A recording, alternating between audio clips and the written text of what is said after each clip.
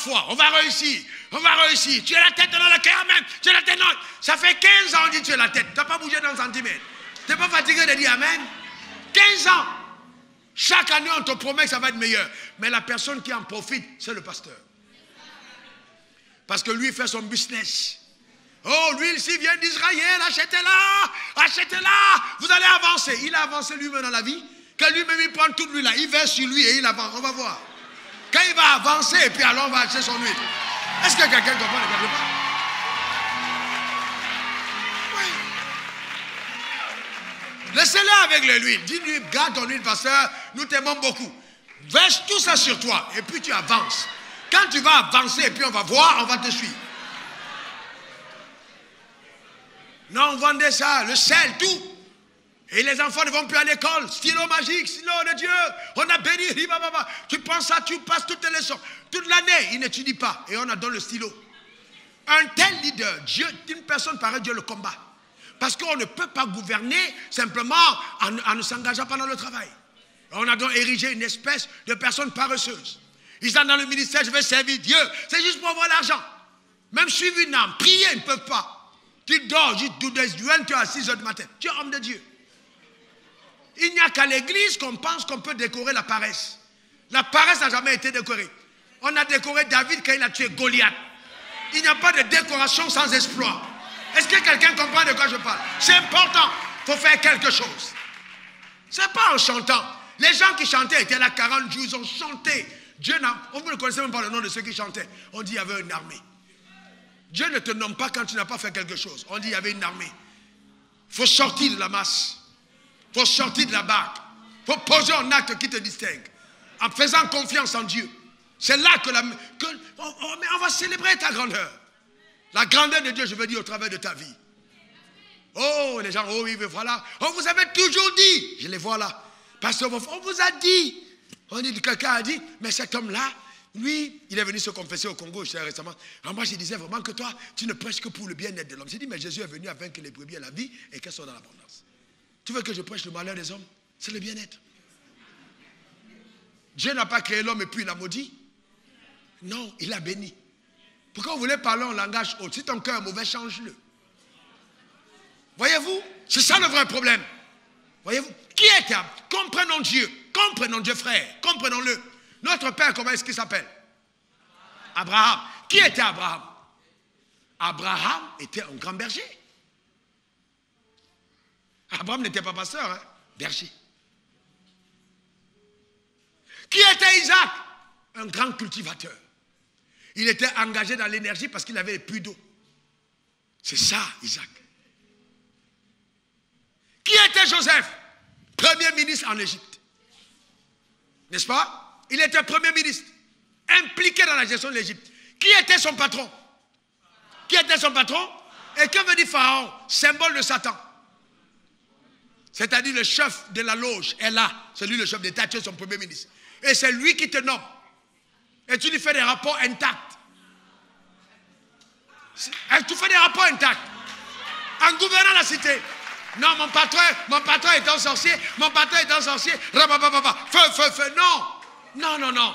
N'oubliez jamais que l'identité n'est pas une compétence. À certains moments, il est préférable d'avoir un païen en poste que d'avoir un chrétien qui ne sait rien du tout. L'identité n'est pas une compétence. Il faut apprendre à être compétent. Vous voulez rêver dans la vie? Allez dans d'autres églises. Écoutez d'autres personnes, je vous dirai la vérité. Dans 10 ans, on se réunira. Ceux qui sont restés à mes côtés, vous allez voir le résultat. Ouais, c'est clair. Vous allez voir les résultats. Ce n'est pas une affaire de rêver. Qui était Daniel? Il était gouverneur, un grand commis de l'État. Un grand commis, gouverneur d'une province. C'était ça, Daniel. La Bible parle, il priait. Aujourd'hui, on a des frères en Christ qui sont là. Dès qu'on les nomme quelque part, ils ne prient plus. Ils sont à l'église, dès qu'ils ont pas, ils ne prient plus. C'est pas ça la foi. L'intégrité, c'est dans la galère. Il jeûne. Dès qu'il commence à avoir un peu de blé, pasteur. Ah, c'est le pasteur, il coupe. Il ne prie plus, c'est fini. Il dit à Dieu, je t'ai eu, hein. Tu m'as donné le blé, c'est fini, mon gars. Amen. Même la femme, vous savez qu'il y a des femmes, je vous dis la vérité, vous savez, il faut aimer la vérité. Il y a des femmes qui souhaitent que le mari redevienne pauvre. Parce que quand le mari était pauvre, la famille existait. Depuis qu'il a l'argent, il ne rentre plus à la maison. Il vient à 2 h du matin. Dès qu'elle part, mais toi là même, il n'y a plus. La femme dit, Seigneur, s'il te plaît, frappe mon mari. Frappe-le, qu'il redevienne pauvre. Frappe-le, voyez-vous, qu'il redevienne pauvre comme avant. Au moins j'ai mon mari.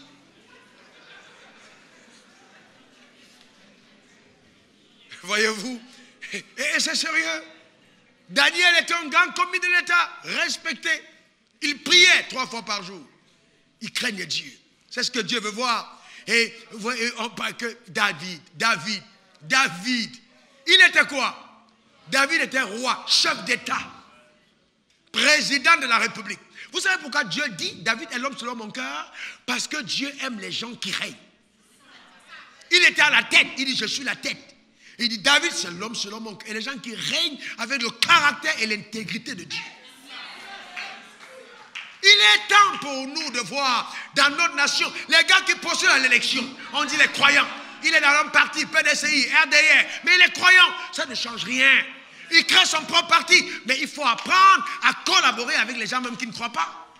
Parce qu'ils doivent copier votre modèle. Non, nous on a monté un parti chrétien, oui. Si le parti est chrétien, alors que les gens qui sont dedans sont chrétiens, ce n'est pas ce qui fait l'impact. Est-ce que quelqu'un comprend de quoi je parle? C'est pas ça qui fait l'impact. C'est pas ça qui fait l'impact. Donc apprenons donc vraiment à faire les choses comme Dieu veut qu'on les fasse. Mais de tout ce que j'ai cité, il n'y a pas le nom d'un pasteur. Il n'y a pas le nom d'un pasteur. Dieu n'a pas dit, oh Paul, l'homme selon mon cœur. Il a dit David. Maintenant, pourquoi vous pensez que le cœur de Dieu, c'est le pastorat? Que le cœur de Dieu, c'est être apôtre? Le cœur de Dieu, c'est être prophète? Non. Ces ministères ont été établis pour amener les hommes dans leur voie, afin qu'ils servent au dessein de Dieu. Ce n'est pas pour qu'ils deviennent membres d'une assemblée simplement. Non, c'est pour qu'ils fassent ce à quoi Dieu les a appelés. Regardez Ephésiens 4, verset 11-12. Regardez. C'est ce qui est écrit. Regardez ce qui est écrit. Ephésiens 4, 11-12. Il a donné les uns comme apôtres, les autres comme prophètes, les autres comme évangélistes, les autres comme docteurs, les autres comme pasteurs, pour prélever les dîmes du peuple. Vous n'avez pas vu ce qui est écrit? Pour prélever la dîme du peuple, pour recevoir les offrandes prophétiques, pour ne plus travailler et puis être entretenu par le peuple. C'est ce qui a été écrit? Non. Mais quel est le but pour lequel Dieu a établi ces gens? Pour le perfectionnement des saints. Est-ce normal qu'un pasteur reçoive tes offrandes? Oui, mais il reçoit tes offrandes quand il arrive à te perfectionner dans ton couloir.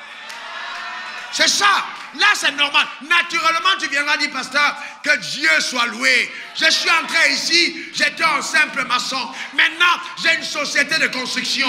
Dieu m'a béni. Je vais rendre grâce à Dieu. Oui, c'est ça. Je vais rendre grâce à Dieu. Je suis arrivé ici étudiant. L'église m'a soutenu. Maintenant, je suis ministre.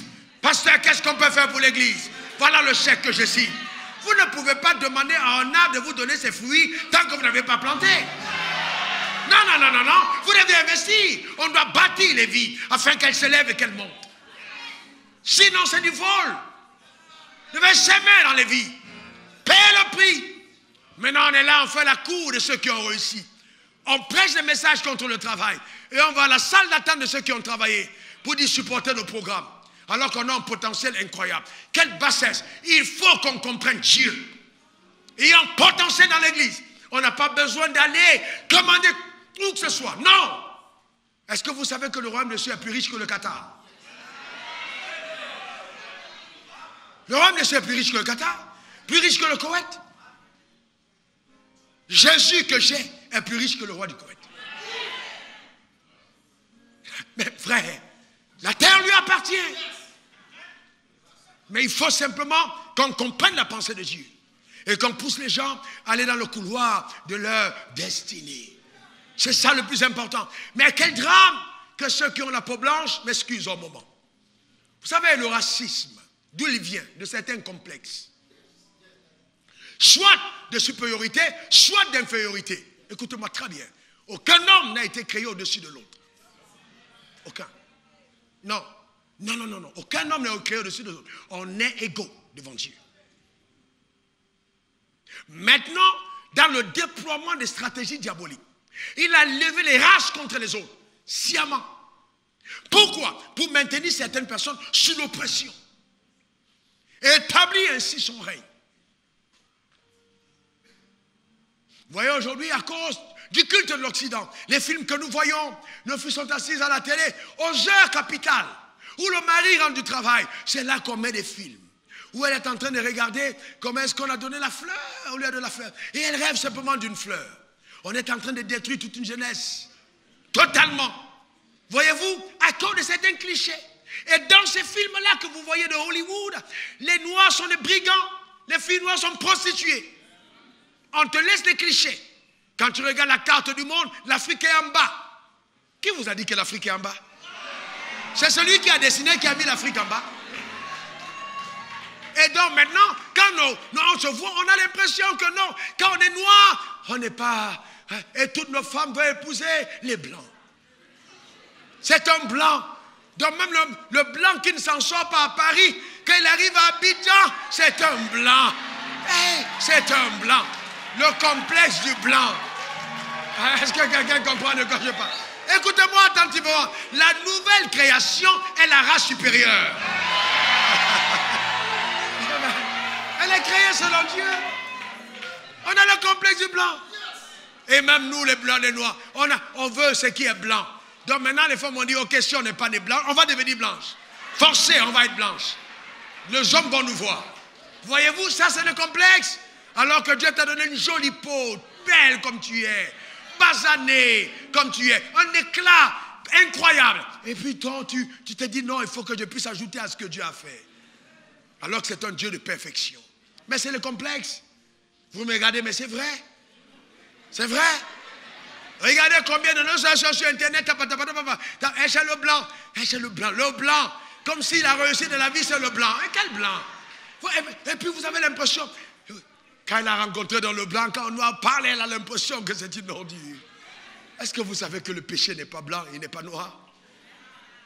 C'est pas parce que vous avez vu les péchés de vos frères ici, le blanc pêche aussi. Et quand le blanc pêche, il pêche vraiment. Il découpe sa femme, il met dans le sac, il l'enterre dans le jardin et la vie continue.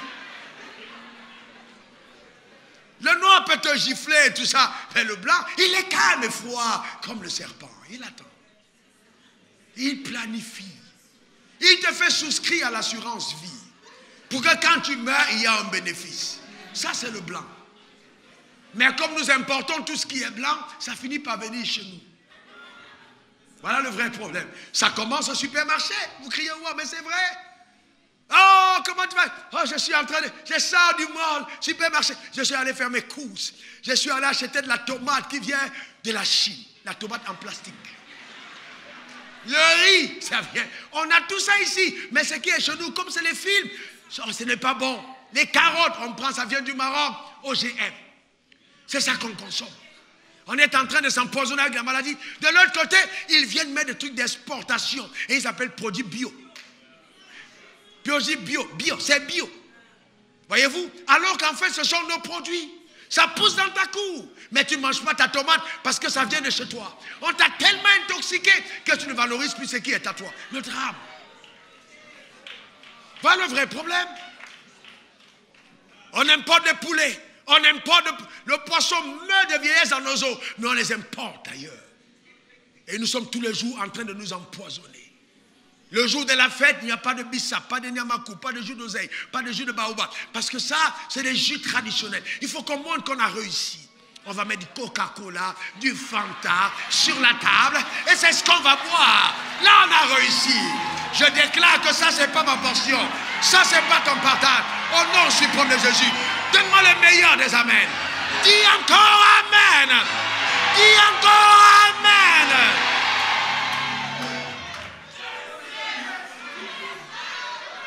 Voyez-vous?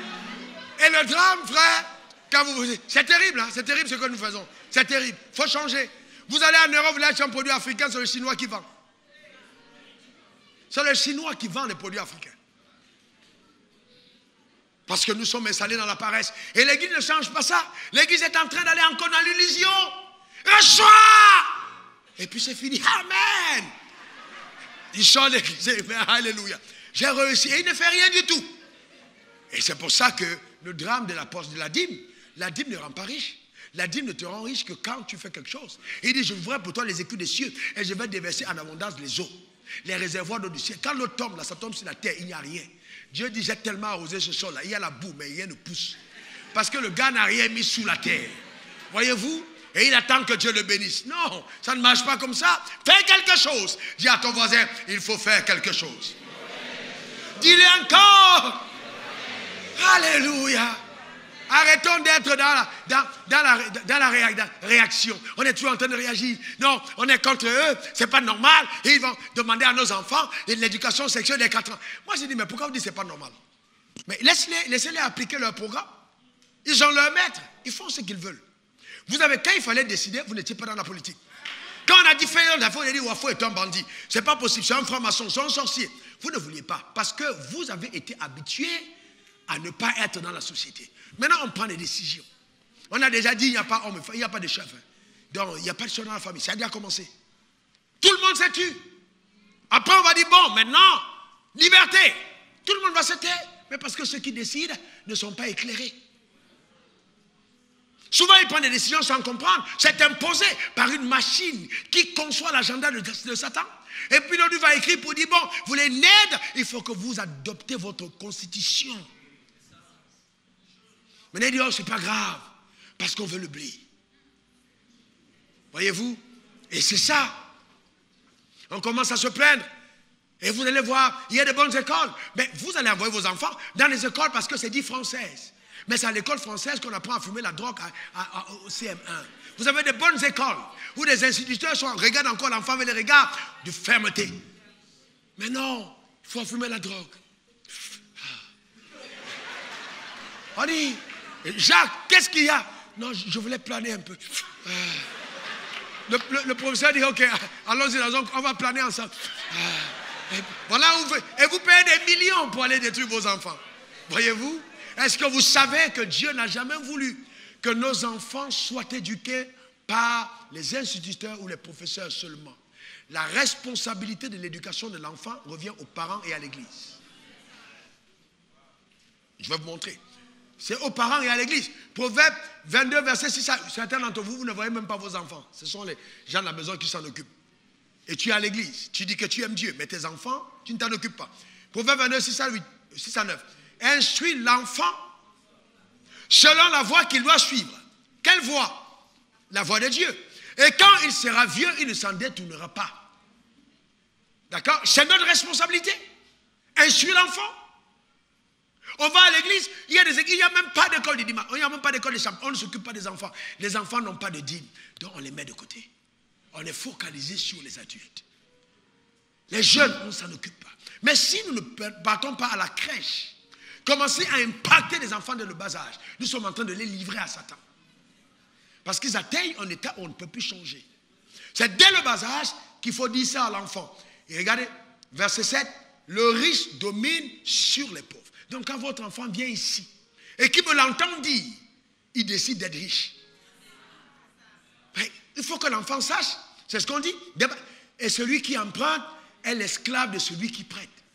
Donc dès le bas âge, il comprend que le FMI n'est pas ce qui va régler son problème. Mais on n'enseigne pas, voyez-vous, ok? Regardez comment on enseigne ça. Toto, maman, poupou, papa. Voilà comment on enseigne nos enfants. Et donc, quand on veut que l'enfant dorme, on commence à dire, il y a un dragon. Si tu veux, il va entrer. Hein, là, on effraie souvent les enfants. Il va venir te manger. Il va te manger. Si tu m'appelles, voyez-vous. Et on effraie les enfants. Il n'y a pas d'éducation. Vous voyez? Quand l'enfant pose une question, il dit, maman, dis-moi, pourquoi la femme là, quand il a son ventre est gros comme ça? Le Dieu te donne l'opportunité de parler à ton enfant. Tu dis non, elle a trop mangé aujourd'hui. Elle a trop mangé aujourd'hui. Et quand il est ici, vous dites, mais maman, toi aussi, hier, tu as beaucoup mangé. Pourquoi ton ventre n'était pas gros? Oh, tais-toi, toi là. Tu poses trop de questions. Tais-toi. Voilà. Voilà. Mais vous démissionnez par rapport à vos responsabilités. C'est pas ce qu'on fait, c'est ce qu'on fait. C'est ce qu'on fait. On démissionne nous-mêmes. Alors qu'on peut expliquer sainement proprement, sans détour, à nos enfants ce que c'est. Donc, c'est important que nous soyons impliqués. Et vous voyez, frère, je veux demander à certains hommes d'affaires parmi vous, mettons-nous ensemble. Mettons des écoles, mettons des universités. Est-ce que vous comprenez? Mettons des écoles et des universités. Voyez-vous, écoutez-moi bien, je réfléchis longtemps et je donne des conseils à certaines personnes qui ont des programmes politiques. Écoutez-moi bien, la refonte de l'éducation est le facteur clé pour la propulsion de notre continent. Si vous ne touchez pas l'éducation, vous n'allez pas développer le pays, le continent. Impossible. C'est l'éducation. Dès le départ, c'est rien d'autre que l'éducation. Parce que quand les gens sont reformés dans leur système de pensée, ils deviennent inarrêtables. Impossible. Vous les arrêtez un peuple, muselez sur l'instruction. C'est tout. C'est ce que le plan fait. Vous connaissez la géographie de la France. Vous connaissez Paris et tout. Mais même la géographie de la Côte d'Ivoire, personne ne vous le connaît. C'est falsifié. Même la guerre récente, là, vous n'avez pas la vraie version. Mais comment voulez-vous qu'on puisse bâtir un pays alors que l'éducation n'a pas pris un fondement réel? Il faut le refaire. Et qui va le refaire? C'est vous et moi. On doit penser à ça. S'impliquer dans ce couloir. On ne peut pas simplement s'arrêter à dire les gens sont venus à l'église le dimanche. Il faut que cela ait un impact sociétal. 7 jours sur 7. Voyez-vous? Et ça nous étonne que les gens soient dans la pauvreté. Vous savez, vraiment, non, il faut prendre ton enfant en main. Prends ton enfant en main. Implique-toi dans l'éducation de ton enfant. Il faut y veiller. Regardez l'histoire de Thomas Edison. C'est l'inventeur reconnu le plus prolifique de tous les temps. Regardez ce que son professeur, le révérend Engels, c'était un homme de Dieu, l'a trouvé super actif parce qu'il posait trop de questions. Et il n'apprenait pas vite, selon lui. Et il fut renvoyé de l'école avec une lettre. Et voici ce que sa mère lui a lu à son fils. Sa mère a lu, votre fils est un génie. Cette école est trop petite pour lui et on n'a pas assez de bons professeurs pour l'enseigner. Veuillez le faire vous-même. Donc quand on a renvoyé son enfant, la femme a dit non, je suis une croyante. Je ne peux pas dire à mon enfant qu'il est stupide. Dieu ne crée pas d'enfant stupide. Je vais lui dire qu'il est un génie. Alors, il a été donc élevé par sa mère, qui a fait un effort de l'éduquer elle-même. Le jour que sa mère est décédée, il arrange ses affaires pour garder, parce que c'est sa maman. Il découvre dans la lettre du professeur qui disait, votre fils est pourri, il est déficient. On détecte qu'il possède une maladie mentale. On n'autorise pas qu'il vienne à l'école. Pourquoi? Parce qu'à son âge, il était certainement trop en avance. Et on l'a jugé de quelqu'un qui a une maladie mentale. Qu'est-ce que cet enfant serait devenu si sa mère n'avait pas pris en main le destin de cet enfant? Voyez-vous? Rien du tout. Il aurait échoué. Eh bien, voulez-vous que vos enfants changent le continent? Regardez ces statistiques. Regardez bien. Regardez bien. Regardez les statistiques. 74% des personnes riches dans le monde sont des entrepreneurs. Vous voyez? Ils sont entrepreneurs. C'est-à-dire qu'ils font quelque chose. Ils sont entrepreneurs. Regardez la suite. 12% sont des professionnels. D'accord? Des professionnels. 12%. 8% sont des sportifs. 8% des personnes les plus riches dans le monde sont sportifs. Alors, qu'est-ce que nous, on a eu l'habitude de faire? On n'a même pas favorisé le développement du sport. Alors qu'en fait, ceux qui ont réussi dans le sport ont été des bons porte de flambeau de notre continent. Mais il n'y a même pas d'infrastructure. On ne développe même pas le sport. Alors qu'il y a une création de richesse par là. Regardez encore cette autre statistique. 4% sont des artistes. Artistes, l'art. 4% sont artistes. Qu'est-ce que nous faisons de l'art dans nos continents? Rien du tout. Quand quelqu'un est artiste, il n'est pas valorisé. C'est dramatique. 2% sont des inventeurs. N'est-ce pas? Ils ont eu une invention. 0% sont des employés. Peut-être sauf quelques cantons africains où vous trouvez des milliardaires employés. Ça veut dire que là, ce sont des voleurs. C'est des milliards qui ne sont pas déclarés. Mais je déclare sur ta vie que tu n'es pas un voleur. Tu n'es pas un fils de Satan. Amen. Tu créeras la richesse par des voies saines au nom suprême de Jésus. Donne-moi le meilleur de ton amen.